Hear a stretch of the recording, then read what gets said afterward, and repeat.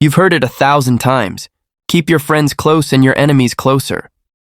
But what happens when your enemy is actually sitting at your dinner table? What happens when the person you've shared your deepest secrets with is the same person who is secretly praying for your downfall?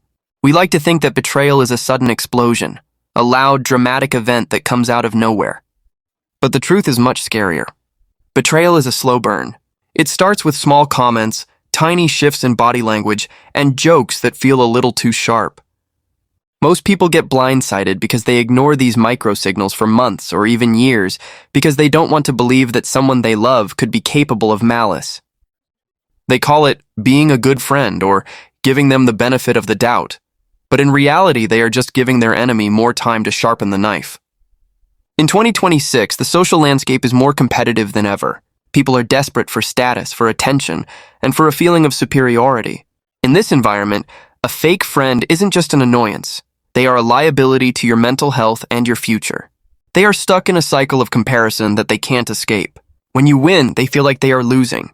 This is why the most dangerous sign of a fake friend is the delayed reaction. Watch what happens in the first 3 seconds after you share good news.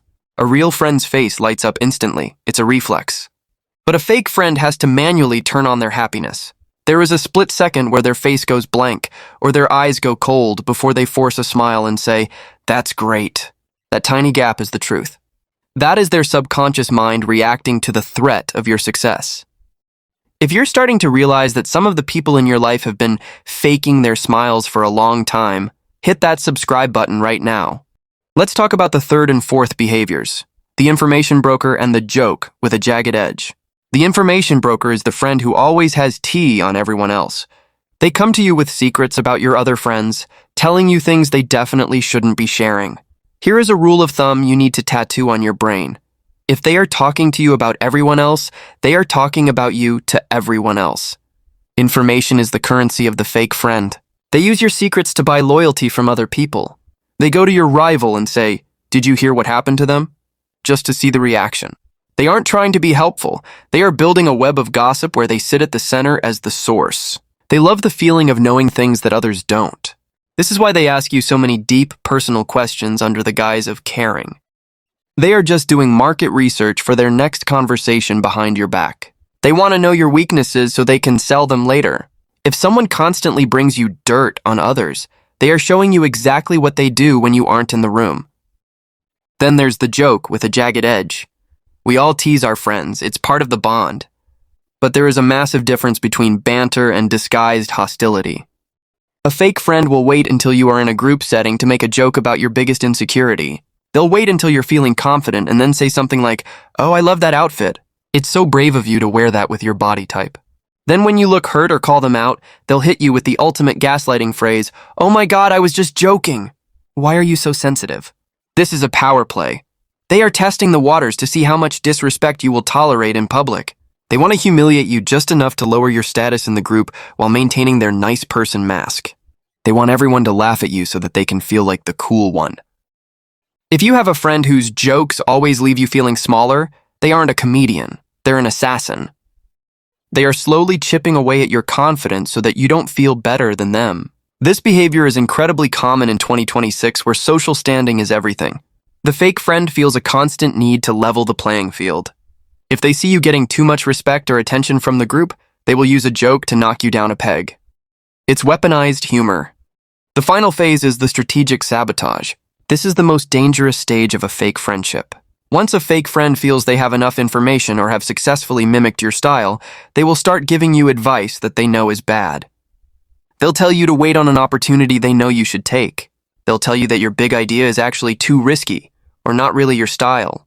They want to keep you in a box because as long as you stay small, they don't have to work on themselves. They are the crabs in a bucket who will pull you back down the second you try to climb out. They might also forget to tell you about important events or accidentally spill a secret that ruins a business deal or a relationship for you. These aren't accidents, they are calculated strikes. They want to see you trip so they can be the first one to offer you a hand, further cementing their role as the savior while they are actually the one who pushed you.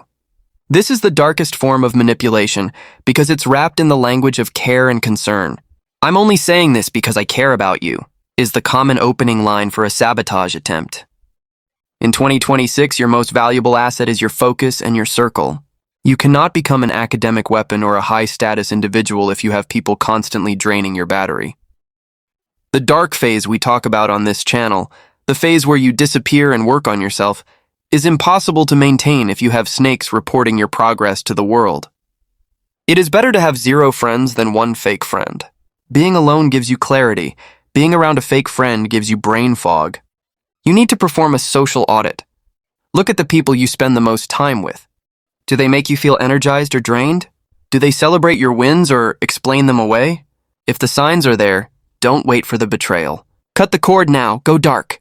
The version of you that is coming in 2026 doesn't have room for people who are secretly hoping for your failure. Think about what you could achieve if you didn't have to defend your joy every time something good happened. Think about the mental space you would gain if you weren't constantly scanning for hidden insults. Your life is too short to be spent in the company of people who are waiting for you to stumble. The path to greatness is narrow, and you can't carry dead weight up a mountain. As you move forward, you will lose people. Let them go. The ones who are meant to be in your future will celebrate your growth, not fear it. It's time to choose yourself. It's time to lock in.